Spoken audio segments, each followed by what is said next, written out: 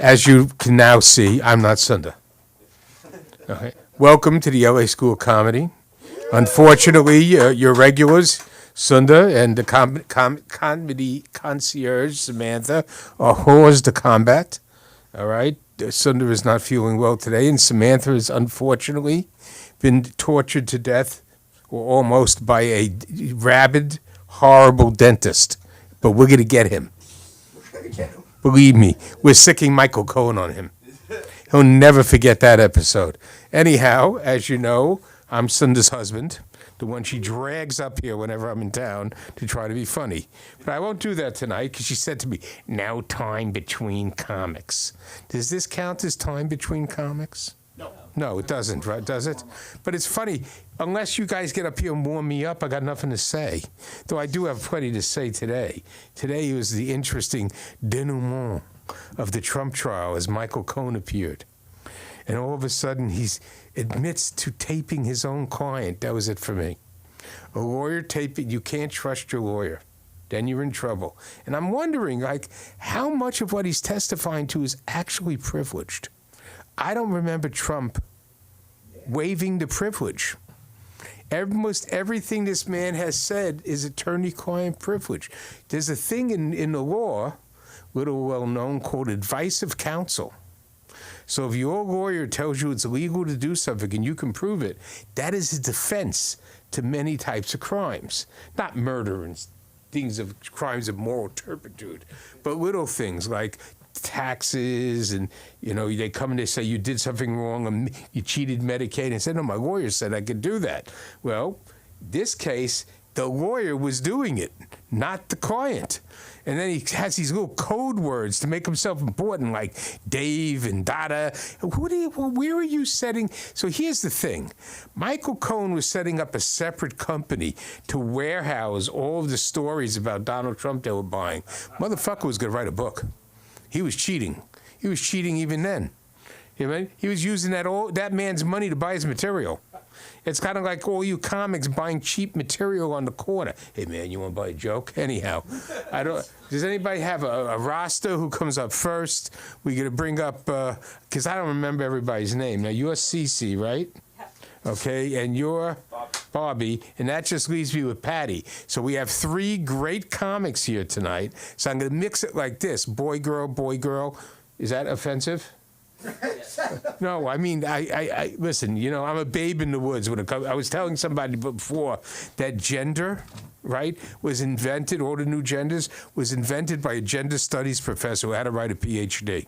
So they had to keep inventing things in order for them to have topics for their PhD dissertations. They're going to run out of it sooner or later. But because you never hear, as I was telling the crowd before, you never hear that everything used to be as it is today. And I'm not quite sure when it didn't all pop up out of thin air. Men wore women's dresses a long time ago, and vice versa. There was a woman who fought in the Revolutionary War dressed as a man. There was Carrie Nation. I dressed up as her. Right, you did, right? You did that for Halloween, dressed up as her? Went to school for it, yeah. Yeah, sure. So she wore her Revolutionary War costume, dressed up as a man. Then there was a couple of women in the Civil War, and the Irish were big on it. You couldn't, first of all, the only way you told the difference between the Irish women and the Irish men in those days were the Irish women didn't have beards. Well, some of them, a little bit here and there. Okay, this is Aaron, talking to Battlestar Galactica. Aaron. Anyhow, I'm going to bring up the first comic because I'm boring everybody, all right? And I think it's going to be Bobby. Awesome. There we go. Thank you. And make sure you tell everybody where you come from, because I will forget. All right. And where they can find you. All right. You actually not bored at all, Mark. I miss having your stories here because I learned something. I laugh. It's like no joke. You drop some good knowledge. Yeah, I enjoy it. You were one of my favorite comedians when I first started here. Whenever you'd come up, because you just say some funny shit. I don't know. All right, so let's get started. I'm Bobby fucking Peterson. Yeah. Woo! So I haven't been doing much like stand up. So I've been kind of like stuck in my head. I got to get my set down. So this is my attempt at what I've kind of got as my set.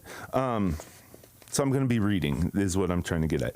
I'm a self-diagnosed alien. I've always felt like an outsider. I don't really relate to other people well. I kind of feel like, all right, Sean's here. I'm gonna start over because Sean's here. I'm a self-diagnosed alien. I've never really felt like, I've always felt like I was watching humanity from, and all you weirdos were like just doing this weird shit that didn't make sense. I don't know. It's weird, but you know, like most days, like I really want to be part of humanity. I wake up feeling like with my evil genius brain, I could like save humanity, like because you know, like all the heroes say, like there's something about them that's worth saving, and you know, I go to bed every night and I'm like, nah, it's me or them. I can't do it. This is weird. I don't know. All right, no, I'm still gonna start. But yeah, there's something special about humanity. Otherwise, I wouldn't keep trying. I would have offed myself a long time ago. Not funny, no. You guys love me. You don't want me to go. All right. But yeah, so like, I grew up in Culver City, you know, the soft, chewy center of West LA. This bubble, the real world never really touched me, you know. But I wish somebody had touched me. At least you know who I was by now. There might be a few less like redheaded women in the world, but you know who I was. Infamy, you know. But no, I'm not like evil or anything. I just don't understand most of the nonsense humans do. It's all this, I guess, like, you know, it makes sense. We used to like do all this like religious ritual to keep us on track, but now we're celebrating Christmas, Santa Claus, and all that shit. It's fucking, you guys are weird. All right, thank you. I did an open mic on Hollywood and Highland basically yesterday, which was Castro. Yeah. I got one laugh from a passerby, and I will tell you that joke.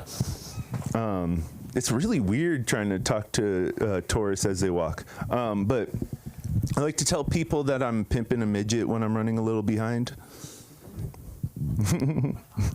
Yeah, and the guy walked away, turned over, and laughed at me, and that was the best. That was the best thing about yesterday. I've been thinking about going off the grid lately. Gonna hit the road, buy a big old van, paint it shit brown. Legally change my name to Francis. Oh, you can say it. Yeah. All right. Yeah. I'm gonna change my. Okay, so I'm gonna buy a big old van, paint it shit brown, and then I'm gonna legally change my name to Francis. But people will call me Diarrhea Van Frank. Think about it. Yeah, all right. Yeah, maybe. I don't know. It's a good one. It's a good one. Boogers and butts. You usually smell them, but you don't normally see them until you're about to eat them.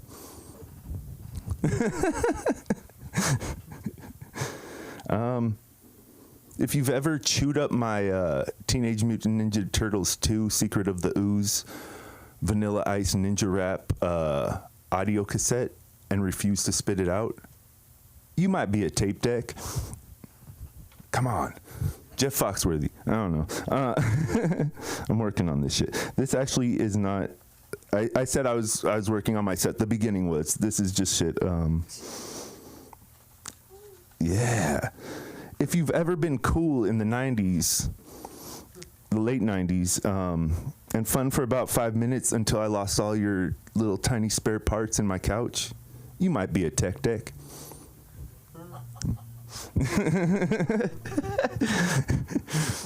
All right. If you're the time of night when a nurse shines a flashlight in people's eyes to see if they're asleep, you might be a bed check. All right, I'm done with that. I just had to say it on stage. I bought a box of 3 condoms. There were 4 inside. That's why I don't use condoms anymore. If you can't do math, you probably can't make a good product. Yeah. Some people say it was a win. I got trust issues out of it. Oh, sweet. How much time do I have? About like 4 4 minutes. minutes? All right. So yeah, I'm Bobby fucking Peterson. I haven't really been doing much lately, but today felt good. I don't know. It felt like it was like a 2-week depression or something. I don't know. But today I just, either the Adderall was just working better. I don't know. Some combination of caffeine and something. I don't know. But yeah, I'm thinking of, I don't know how it would work, but I'm going to produce a show soon, I think. Yeah. I'm going to do it. I don't know, but I'll let you guys know. I'll give the rest of the time back. I thank you guys. Yes. Bobby Oh, on Instagram at Bobby fucking Peterson. Bobby, we're just at Instagram, right?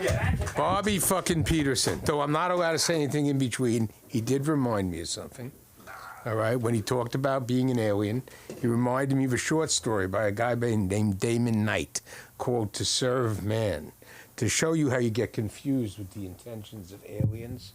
These aliens came down, they met with the president, they got feted, everything else, and they had this big treatise until they translated it. And it wasn't, a book teaching them how to serve man, it was a cookbook.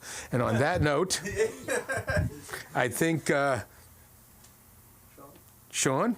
Shall we call Sean? Sean! We're going to get everybody to Sean. Sean will be next. All right, it's Sean or Sean.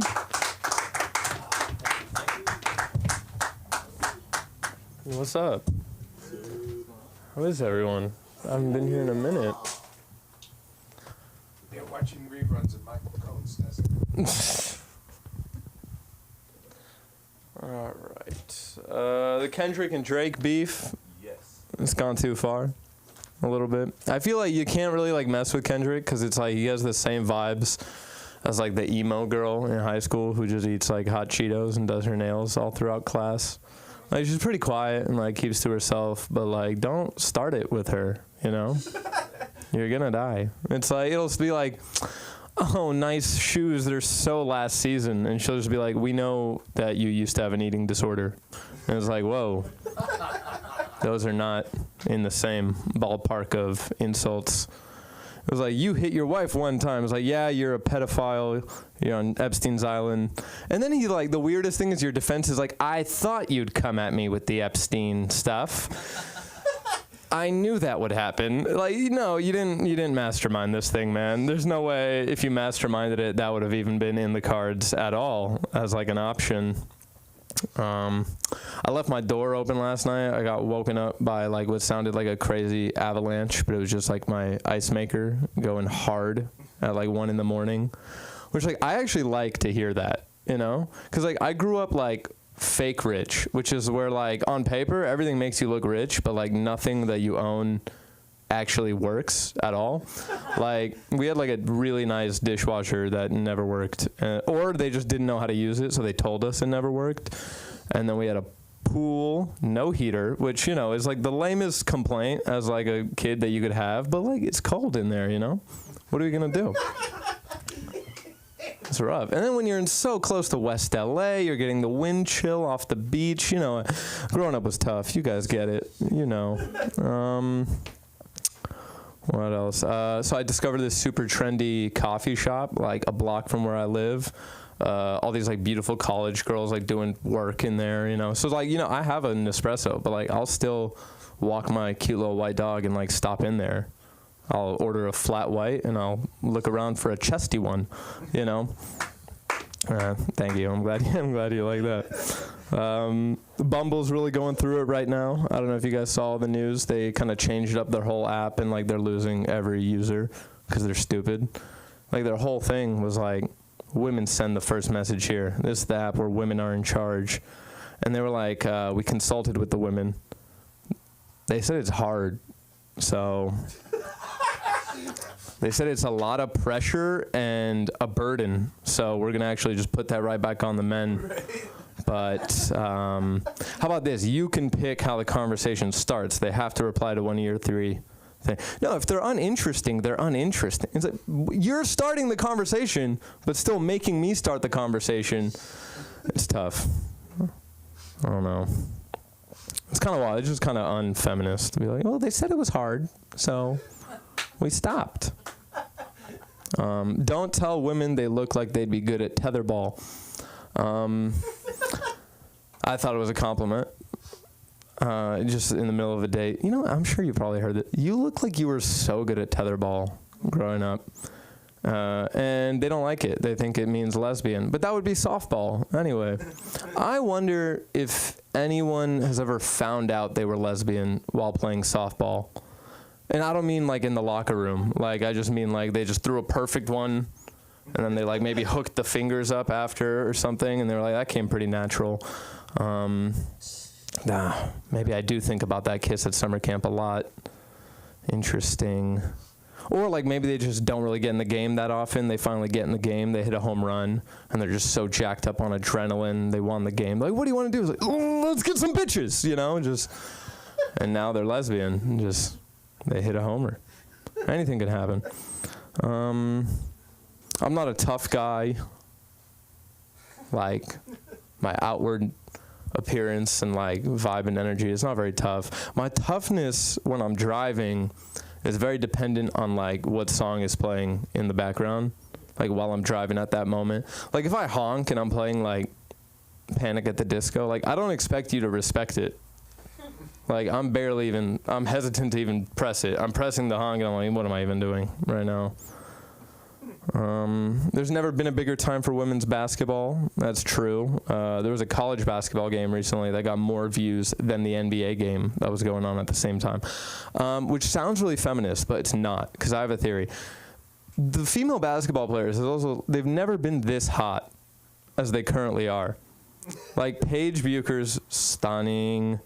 The tall chick, the 6'4" one, stunning. Like a lot of these guys can name a lot of these players. They can't name their stat lines, but they can say like 6'4" blonde.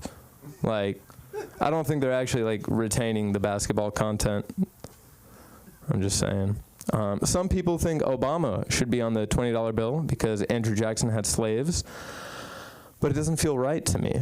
You know, you don't get to have one black president and then put him on the money right away. You know, it's kind of like when you see a college has like one black student, but he's in like every page of their pamphlet. You know, you want me to believe he was on the basketball team and in the improv club? Like, yeah, right. Keep it consistent. Did you guys watch that Nickelodeon documentary? Yeah, Suck My Nick. What did they call it? It was Kids Swallow Slime, something. You got to feel for the parents there, because it was like no church, no Boy Scouts. Like on paper, they did everything they could to avoid their kid being molested, but couldn't say no to a check. I wonder like what percentage of actors actually got into acting so that they could like say the N-word once, because I don't think it's like a significant portion of actors got into it for that reason. I don't think 0 actors got into it for that reason. Like, it'd be crazy if, like, Leonardo was like, yeah, I did that Gilbert Grape shit just because I knew Django was down the pipeline eventually and I would get my chance. But I know some people do, because I was in a middle school production of Hairspray. And I was actually playing one of the black kids because my school didn't have enough black kids to even be putting on the production. So they were like, if you dance pretty good, you're one of the black kids now. That's how they'll know the difference between the groups. And before you ask if I did blackface, no. half of it was red. I went to a Chiefs game after. Some people took some pics. It went kind of viral. I don't know. But they had open auditions for that. And once, like, you know, they'd be like, this is the role, this is the line. You come audition if you want. There was one role where they called me colored boy. And that was the only one where, like, 10 non-theater kids were like, well, I want to try this, you know. And then all of a sudden, they get to show night. They're method actors, you know. I'm just being racist.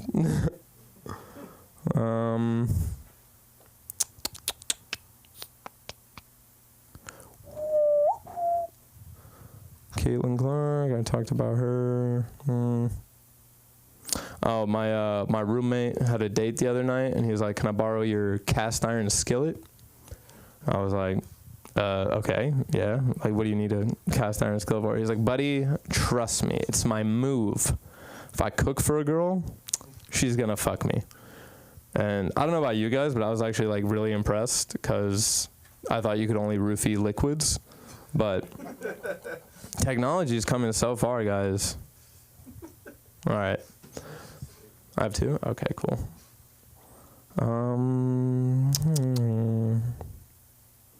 I feel like referee. Nah, I don't like that. I have this this like idea for a TV show. It's just like Love Is Blind, except we're gonna call it Undercover Uggo, where 6 of them are like super hot, and then maybe like one of them is actually just completely hideous. But they don't even know. They just think they're on a dating show. And every week they're going to try and vote out the Uggo, but you know, they can't tell. So they're just like asking questions, trying to see if they can find out this way. So it'll be like, you know, what do you typically drink when you're going to a bar? And it's like, oh, I drink 1942. I'm like, all right, it's a hot girl drink. It's a hot girl drink. It makes sense. How much is a shot of 1942? I don't know, like $45. I'm like, how do you know what anything costs if you're a hot girl? Get the fuck off the show, right? Turned out she was just independent, super hot, actually. I was the Uggo, if you'd believe, which is crazy because I thought I was directing the show. All right, thank you guys. Have a good night. Sean tagged us on Instagram and TikTok, mostly just TikTok. Thank you. All right, there we go, Sean. Great. Mm-hmm. I never knew the N-word when I was growing up. Just didn't use it. It's been much maligned word. Too many people claim to have used it. That's why they banned it. No, you just didn't hear it, not where I grew up. Anyhow, listen, so you're talking about rappers and feuds and everything else. Everybody got to see the Kanye West documentary on Netflix. I'm sitting there watching it with my wife, and I turned around to her and I said, shit, your daughter thinks like Kanye. And it was really scary that they have the same mentality as to getting ahead in the entertainment business. And speaking of the entertainment business, on that note, we will bring up the glorious Cece, who will entertain us. I'm famous. Oh my God. It was really funny before. It was like being in a room with my dad because Mark and Patty were just bringing things up from history that I've never heard about, different places, and people, that was this guy in the 1600s. But yeah, thank you for that. Yeah, hi Sam, if you're watching. Hi Sundo. Sam, hope you're feeling better. You guys got to find a new dentist. It's not that hard. There are way better ones there. Like, come to Long Island. We like the dentist, but I feel bad.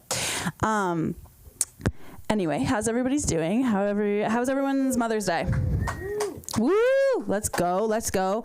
I went up to Santa Barbara. I saw my grandmother. I showed her this new song that I'm releasing. She listened to it, and I thought she was like really into it, really happy. And then she's like, so do all your friends have full-time employment? I was like, oh, you don't think my music is going to be full-time employment, Grandma? Okay. Yeah, but no, it's this song that's about deconstruct. It's called Deconstructed. It's about taking down Hollywood and all the wonderful people in it, which is really timely with everything going on. do you guys know all about like the Met Gala and everything? How that was just really in bad taste. And now the celebrities are getting scared because people are blocking them. And I just imagine like the boardroom meeting, you know, of like the Kardashians or some type of celebrities being like, oh my God, like what do we do? Like everyone's blocking us. Like what happens? And then the PR rep is like, just be nice. Just be a good person. Just actually just donate money. And it's like, well, okay, let's not go that far, right? Celebrities. But yeah, I was dressed up for today. I was dressed as Dorothy from The Wizard of Oz. So that was like long hair, tight dress. And I forget that you can be perceived when you wear that. You know what I mean? Like when I wear this, I'm kind of undercover, you know, nobody really knows. Like when I wear that, it's like, oh, people are like, oh, you're pretty. And I'm like, yeah, oh my God. I just have short hair. Yeah, oh my God. Yeah, let's see. Anyone here get that cut up fruit? You know, the cut up fruit stands. How do we feel about that? Good deal, bad deal? What are we thinking? Good deal, right? I'm thinking that's like 4 or 5 mangoes cut up in there, I feel like. And then they're cut and then they're ready and then they're done. That's a good deal. That's good for me. I've been struggling with ARFID a little bit, been talking about that. Which is just like I have like a little person inside me that's like controlling what I eat, basically. Let me talk on that. It's avoidant food restrictive intake disorder. So it's just like I could be so hungry, but every type of food disgusts me. But what I found works really well is like kids food, right? So things that I ate as like a kid, so like Lunchables, and like Go-Gurts, you know, chocolate milk. I think just something about like that little straw they have in chocolate milk, you know, it just like, it humbles me and like, it's like, I want to drink it. It reminds me of childhood youth. I'm really just moving this around. It's super fun.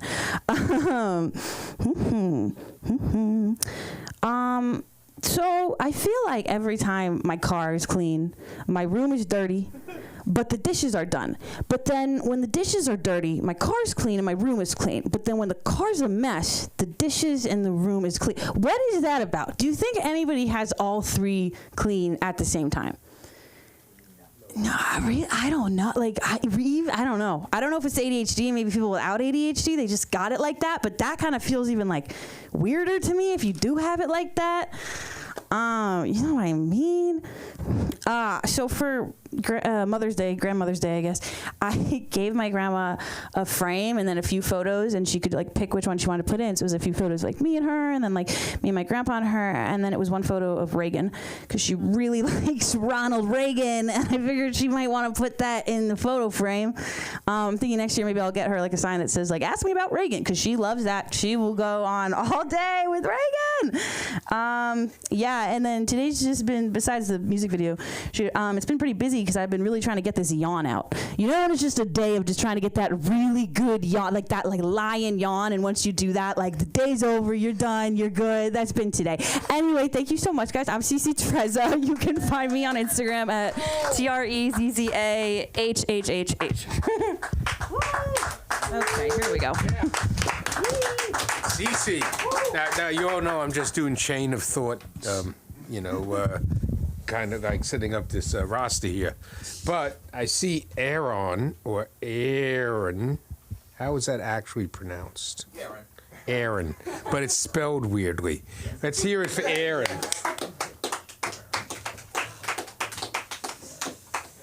Yes, it is spelled weirdly. Yes, hi. My name is Aaron McIntyre. It's A-E-R-O-N. It's much more exotic than A-A. It's not E. I don't know what the fuck is gonna happen up here tonight because I just got some stories. Anybody have any kids? Yeah. Hey, all right, good for you. I got one. So yeah, raising kids is it's very rewarding, but it's also very difficult. Especially my daughter. My daughter had a really hard time when she was a kid. Kind of like I did. She was kind of picked on in school. We didn't have a lot of money, but my ex-wife really thought that it was really important that she go to a private school. And my friend up the street said, you know, you could fucking go to Europe once a year, you know, instead of paying for private school. But we went to a private school, and so we drive up in our, beat up 97 Volvo station wagon, and everybody else would come up in their brand new Audis and their fucking BMWs, and which are the worst fucking. Anybody in here own a BMW? Aren't you own a BMW? How is it, an old one or a new one? 2017. Wow. I'm gonna have to watch you, dude. Especially when you pull out into traffic. So anyway, she had a really hard time. Kids would pick on her, and there was these little bitches, these little fucking bitch kids. I mean, they were just cunts. They were fucking cunts. And they would just pick on her endlessly and like shun her, and they'd all come back and they go, "Yeah, we went to Abercrombie and Fitch today," and do their big, all this crap. So she really had a hard time. But the first time I realized that there was something different about her, and that it was gonna be a long road, was when she was in nursery school. I'd been going there for a little while, and again, it's fucking expensive. All these really rich parents, and it was in the Berkeley Hills, and you walked up these stairs, and you went to this little porch, and it was a little house, and all the parents would bring their kids up and stand around on the porch. And one day, we're walking up the stairs. There's all the parents, all the kids are up there. We're walking up the stairs, and my daughter goes, "Despite all my rage, I am still just a rat in a cage." And I was like, yes, I've done something right. The other thing is, when she was like 3, she was like 3 years old, and she'd never had candy. My ex-wife was really into no candy for the kids, no candy, no candy. So for 3 years, and then on Halloween we had some candy. And the moment that made me just realize we've got another problem here is when it's like about 8 o'clock at night. She's had some candy, and she's like, "What the fuck is this? What is this?" And we're like, "It's just candy, just go ahead. You can have it now." And she was a Dalmatian. She was a little Dalmatian. She had a little Dalmatian thing with little ears and the spots and stuff. And she's standing out on the front porch, and the sidewalk is way down there, and there's kids walking by, and she's going, "Kids, we've got candy!" And I was like, oh, man, this is bad that she's only had like a Reese's cup, and she's already fucking insane. Yeah, so rough time in school. Kids were really shitty to her. And this leads me to my first pedicure story. The first and only. I only had one pedicure. I will never, ever, ever go back. I was one of those people that, I can tickle myself on my feet. Like, if I scratch the bottom of my feet, it's like, oh, fuck. Anybody else, all you have to do to fucking flip me out is just start to reach toward my feet, and I'll just hit the roof. So my daughter was, I can't remember, I think she was graduating from junior high, which I always think is really fucking stupid. Or no, from elementary, going from elementary to no, she was going from junior high to high school. Anyway, so we decide she's going to get a manicure and a pedicure. And my wife has done manicures and pedicures. And so I'm like, well, I'll take her because my wife had to work. She goes, okay, well, why don't you get a pedicure? And I'm like, no, I am not going to get it. Oh, come on. It'll be great. You'll bond with her. You'll be doing this thing together. So we go there, and I sit down in the chair, and the woman comes over. Take off my shoes, and I'm sitting there, and she literally touches my foot, and I start doing that thing like, when you rub a dog's belly, I start going, ah. So we discovered that if she really put some pressure on it, that it wasn't bad. It was only when it's like a light touch. So she's like squeezing my foot, and I'm like, okay, this is I can just breathe, and this is gonna be fine. So she's squeezing my foot, and then all of a sudden, 4 of these little bitches and their bitchy fucking parents walk into the place, and the woman turns for a moment and lightly touches my foot, and I start going, ah, ah, ah! And so the kids walk in, and of course that really fucked my daughter up for the rest of her school year, you know, to have the you know, twitching dog man. The last one was we're driving down the road. This is when I really knew we had done a good job together, because we're shitty parents alone. Like, I'm a shitty parent. My ex-wife is a shitty parent. But together, we make a good team. Because I'm like, hey, man, just fucking let it go, man. Just let it loose. And my wife is like, no, you can't go outside. People could steal you off the streets. And I was like, okay, we got a problem here. So anyway, we're driving along. And we get behind this woman. We're going down this road, and we get behind this old woman that's driving really slow, you know. And I'm sitting there trying to be good, you know. I'm not gonna say anything. I'm not gonna say anything. And all of a sudden, from the back seat, I think she was about 4. She goes, "Oh, come on, lady! Jesus Christ!" I'm like, okay, she's gonna be able to take care of herself. She had her wisdom teeth out, and it was literally 2 hours of her berating me and telling me what a deadbeat dad I was and how fucked up I was. And then she starts going, "What did that woman pull in front of you, you fucking cunt?"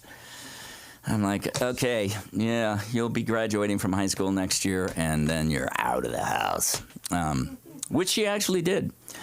She actually is pretty amazing. She got out of high school, and within a year and a half, she had saved up enough money to move to New Zealand. So that's why I'm wearing the shirt. So, you know, I think it was good because she moved halfway around the world. And because she's on the other side of the planet, and we've got FaceTime, I actually talk to her more than if she lived, like, down the street, I'm sure, because, you know, she gets a little homesick and stuff. Yeah. Somebody else mentioned N-word. Yeah, I think it was you. Yeah, N-word. I'm jonesing, fucking jonesing to say the N-word. And I fucking hate the word. I always hated it. It's just fucking really abusive and really obnoxious and really fucked up. But I'm jonesing to say it because I can't, you know, because I'm not allowed. And it's kind of like I was thinking about it, you know, it's like, if there was another word where you said a blonde person, and then everybody else is saying, oh yeah, the blonde person, the blonde person, the blonde person over and over again, it makes it kind of, you know, a little difficult for me to grasp. It's not like I just want to say it once, just get it out of the way, and, you know, it means nothing to me, and I know it means a lot to other people, so. And so I'm not even going to say I'm not racist, because everybody says that, right? I'm not racist. I mean, some of my best clothes and textiles are made by people of color. I've had a Mexican serve me sushi. I had a sushi chef who couldn't get a job at a sushi restaurant feed me a burrito, and he couldn't even say burrito. Okay, I'm done. Thanks, everybody. Aaron McIntyre at Aaron McIntyre Instagram. I don't do the tick. Yay, yes for Aaron. My God.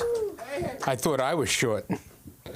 Anyhow, you know, I don't want to belabor the end point, but I think that the problem is you're repressed, and that's why you think that a stupid word means something while we're recreating the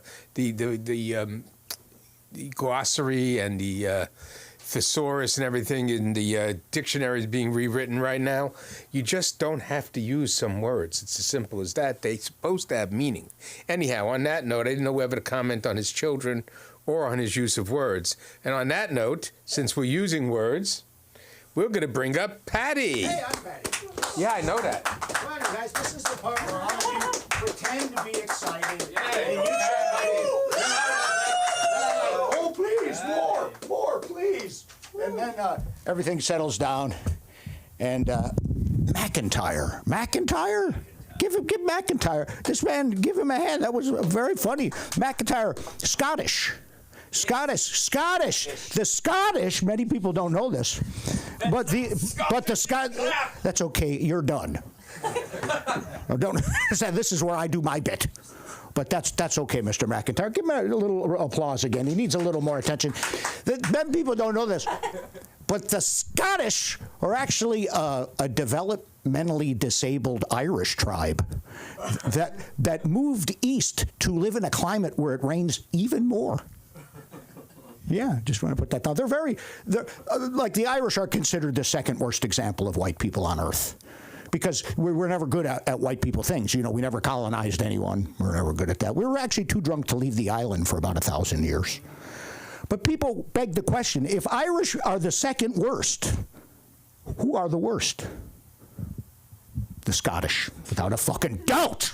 The Scottish are like the Irish. They're fun-loving. They like to drink.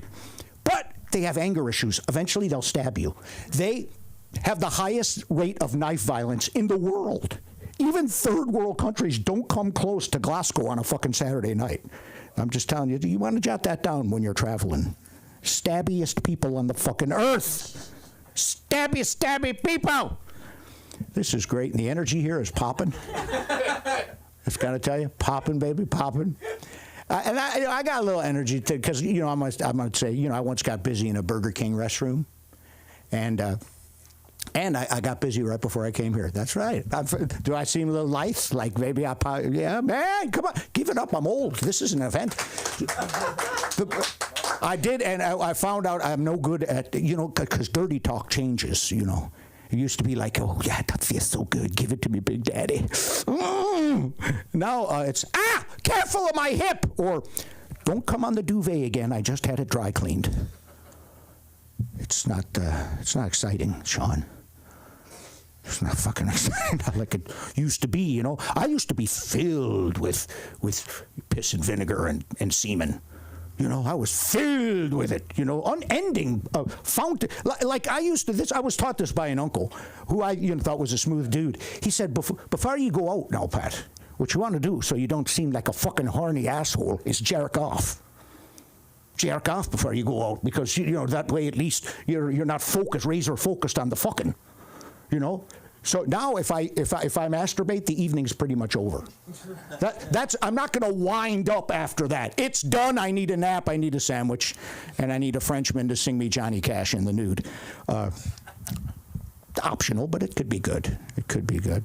And we had some talk of lawyers earlier, and lawyers, is it in confidence? Is it attorney-client privilege? And I don't know if you know this, but I have created a lawyer. Yes, I have made a lawyer my daughter. And lawyers are a different breed of people. I don't know if you know that or not. My daughter, over the weekend, we were at a restaurant and we were mistaken for a couple. This happens on the west side. A lot, especially. And the poor hostess, she sit this couple over here, and my daughter just looked at her and said, "You think I'd sleep with him? He's 61 and he ain't got any money." What? I mean, that's pretty bold. She put me in my fucking place. Yeah, I thought that would have been funnier, but for some reason it didn't work. Okay. What else do I got? What's that? I have a daughter that age. Yeah, 30? Yeah, she's 30. Hey, by the way, I'm very proud of her. Criminal lawyer, 6 figures, drives a Jaguar, owns a condo in Pasadena, still on my phone plan. If you kill someone in the state of California in the heat of passion, you'll do 8, maybe 10 years. If you make someone in the heat of passion, it's a fucking life sentence. You guys, because if you have a look at me and drink me in, okay. You know what else turned my wife off? I referred to her vagina as an origami swan. I don't know. She got mad. Is that not hot? I thought it was hot. But when I was single, I had an experience where I dated this fucking smoking hot Disney adult, Yeah, but hot, I thought at first that she was clinically depressed. Turned out she was just Eastern European.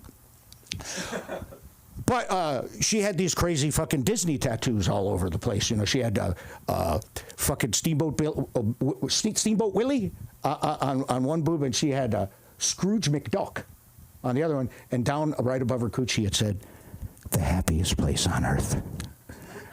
And it was fucking happy. And it was a small, small world after all, and a very tight, tight world, and very, very fucking happy. But, and hot, I mean just crazy hot. But it turned out, spoiler alert, she was fucking crazy.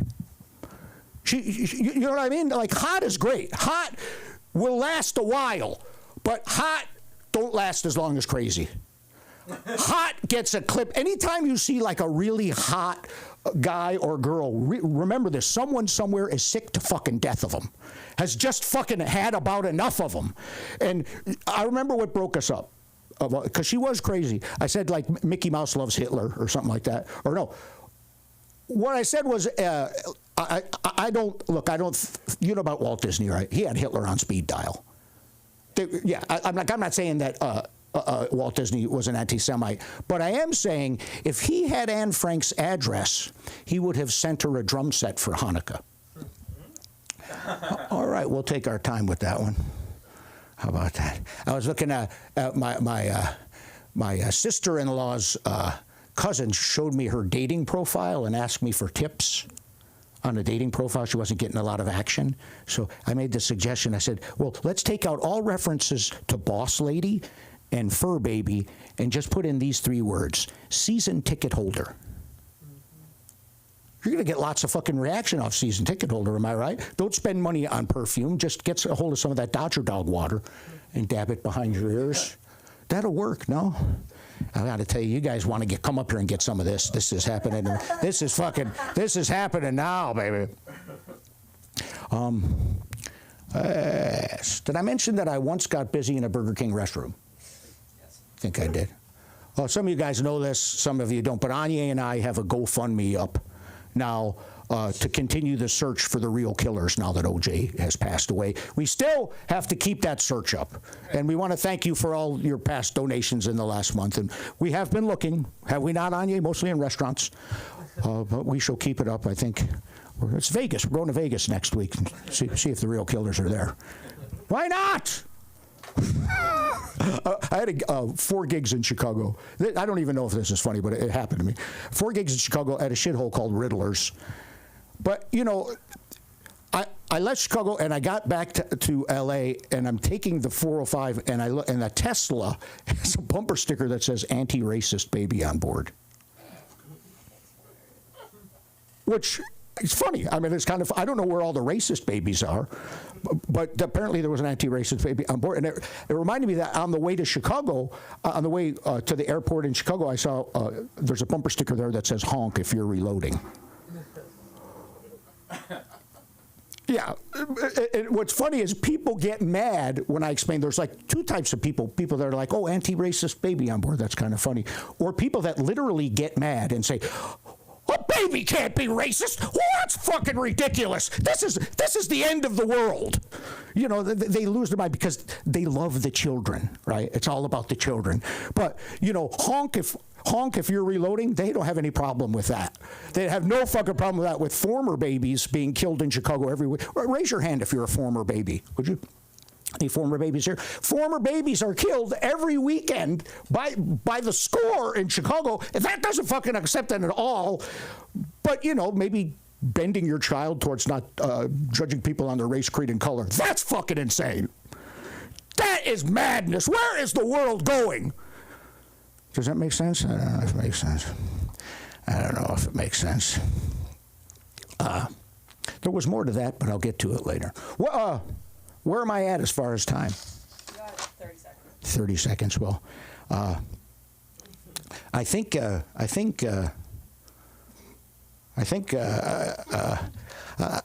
just got a therapist, and it's a woman therapist. I always ask for a woman because I could pay her 28% less. Okay, this has been underwhelming. You guys have been adequate, and thank you for the use of the hall.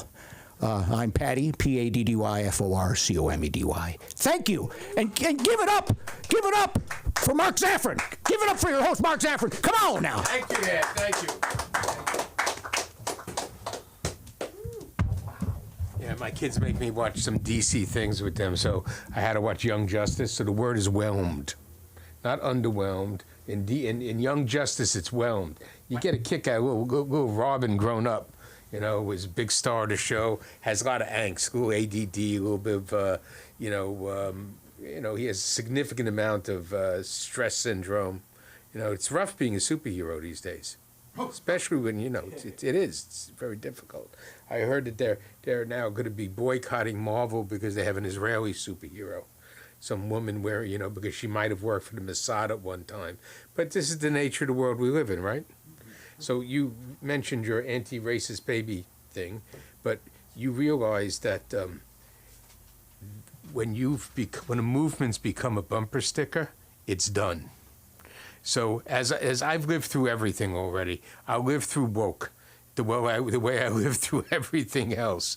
But anti-racist baby stickers, that's a little much. And on that note, all right, as he's reading his phone and checking his material, yes, you, the one and the only, Cole. I'll take it. I'm not sure it's right. I think it's Cole. I'm trying to remember. Is it Cole? Colin. Colin. Yeah. Then I realized, Yeah. shit, it's Colin. And I was just watching The Great Escape, and the Forger's name was Colin. Here, you take this. No. Thank you, Mark. I loved that was the little point, was the Cole. It was a little cool, like I know, but that's true. That's true. Listen, I take full responsibility for you not learning my name yet. I'm kidding. How we doing? Yeah. Good. If you laugh a lot, I'll do half the time. So, just no. I think this is probably the most sexually frustrated I've been in a long time, and it's because of multiple sequences of events that have happened in the last week or so. So a week ago, my friend needed to do some business deals in Mexico, and he invited me to go. And I haven't driven across the border. I've only been to Mexico a few times in my life. He says, I need to do business in Tijuana. And I get invited to go, and I don't know what to expect. But he's kind of a partier, so I knew something was up, but I didn't know. So we drive across the border. We get set up in our Airbnb. He says, we're going out tonight. He tells me where to go. He takes me to a place called Hong Kong Club. Now, this man is a pervert, and that's why he's laughing. Do you know what Hong Kong Club is? Oh, okay. You just like the name. You just laughed at Hong Kong Club. That's true. You can put the pieces together. So it's a strip club / brothel. It has a hotel connected to it, and there's just a room full. It's multi-level, multi-floor, multi-stage club with just all these people, all these desperate men, and it's interesting because you have all these beautiful, gorgeous women and scantily clad. They're walking around. You can go up to any one of them and have a conversation, and you can ask for a lap dance or go upstairs, whatever they want, whatever you want, and it was so funny to watch this because this is a situation. Guys, we get this. It's scary to approach a woman, right? It can be very terrifying to go up to a woman and show your interest, right? Even though this was a room where the women are paid to talk to the men, all of the men were still scared to approach the women. Rows of men like, I'm going to do it. I'm going to do it. And then just waiting for another 20 minutes. Like, that was the vibe. I was also in that same row. But no, it's such a fascinating thing to watch. And also, sometimes you're walking through the club and like a woman would maybe touch your shirt for a moment, right? And you'd have this kind of split second decision of like, do I want to talk with this person or not? And you got to kind of make a quick decision because once you're locked into a conversation, you don't want to just leave, you don't want to feel bad. So then you kind of have to pull out some ones and be like, you have a good day. It's very nice talking with you. Very kind young lady. Thank you very much. All right, bye-bye. Such a weird, and I didn't take anybody upstairs. I didn't want to I was nervous, I've never paid for sex. I've never done that. So I didn't want to, do that. But, I at one point I did run into one woman who I thought we had kind of a connection. You know what I mean? I just liked her vibe, and we talked for a long time. It was love, Anya. It was a love. Okay, it was true love. I know it. People say no, that's what they're. No, this was real. She gave me her Instagram. If that's not a sign, I don't know what is. No, but at one point she said, because they have different rooms where you can go get a lap dance, right? And it's weird because they have to tell somebody who works there, and they have to sit outside the lap dance room and keep time. Yeah, so they've got their watch, and they knock on the door when the time is up. And at one point she said, let's just go up and let's not tell the guy and just go up, right? Which is why I thought she liked me, Anya, I'm telling you. But I'm sitting there I'm not going to do that because I don't want to get tased by security, or they see, they catch me with her in a room and they're going to think I'm, doing something wrong. So I was like, no, find the guy who's going to stand outside the door and listen. That was the decision I made. That's what I chose. Okay. So why am I sexually frustrated, even though I did this? I didn't want to take somebody up, so this was just really all I did was just get teased for 2 days straight, is what I did. I was there for 2 days. I get teased for 2 days straight. Fast forward, weekend comes, Sunday night, this past Sunday, I get a message from a woman on this dating app I've been on, it's a hookup app. If you guys have heard of it, it's called Field. And never heard of it, but you're looking it up right now. I'm just kidding. So I go on this app, and it's a hookup app. It's primarily what it's for. And I get a message from a woman I had been talking to on this app for a little while. And she had stopped talking to me for a week or so, but she messages me out of nowhere, and she says, I want you, she's like, are you doing anything tonight? I said, no, I'm not doing anything. It was a Sunday night. She says, I want you to dom me. Dom me. Now, some of you might not know what that means. Basically, she wants me to fuck her, right? Now, I'm sure, great, no problem. Yes. Ask not what my, ask not what your pussy can do for me, ask what my cock can do for you. No, just, stupid. No, but I was just yeah, no problem. So I gave her my address, came over.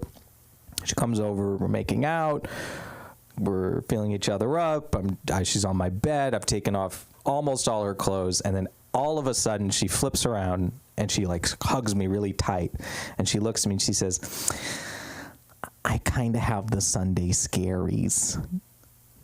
That's the look I kept inside my brain and didn't show on my face. I kind of have the Sunday scaries. We know the Sunday scaries? Do we know the Sunday scaries? Yeah, Sunday scaries.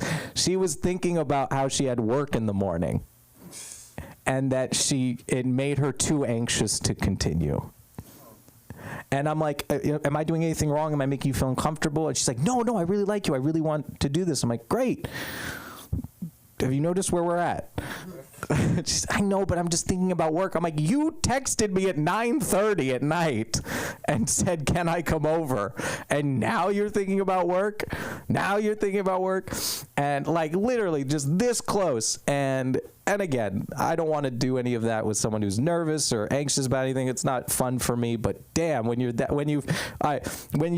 I was just nights before in a place where I could have sex and pay for it. And then I'm a few days later in a situation where it's free, and then now it's all off the table. That was just such a weird... Anyway, I'm going to be back in Tijuana in a few days. I'm like Patty. I'm full of vinegar and cum right now. We do a lot of cum. A lot of cum. But yeah, so that's my story, and please don't tell my friends or family. You know, it's funny. I was just thinking about where you guys were kind of talking about lawyers and stuff. I actually dated a woman in college, and she's a lawyer now, and she was in debate and everything. And oh my God, it was such a pain in the ass to get into arguments with her, because she'd start arguments for random shit. I still remember some of them. Like, I remember one time I said how being an RA, what do we know what an RA is, right, in college, an RA? I said being an RA is a good gig. And she argued with me on the word gig and whether it constitutes a good gig for like an hour. She had arguments for why it doesn't constitute a good gig. And I was like, oh my God. Like, I wasn't even saying like she should do it or I should do it or anything. I was just saying like, yeah, it's a good gig. Like, I like being an RA. And she's like, well, it doesn't really constitute a good gig because Jesus Christ. She ended up being one of the top paid I found this out, she was one of the top OnlyFans models. She made over $1 million a month on OnlyFans. Yeah, she had over 1 million followers on Instagram. That's how I found out, because I was scrolling on my For You page. I didn't follow her. I wasn't even it's 1 minute, 2 minutes, 30 seconds. 20 seconds, so much time. Sorry. Yeah, no, I found out like scrolling through the for anybody page on Instagram, and I see her with like 40,000 likes. I was like, holy shit. That was fun.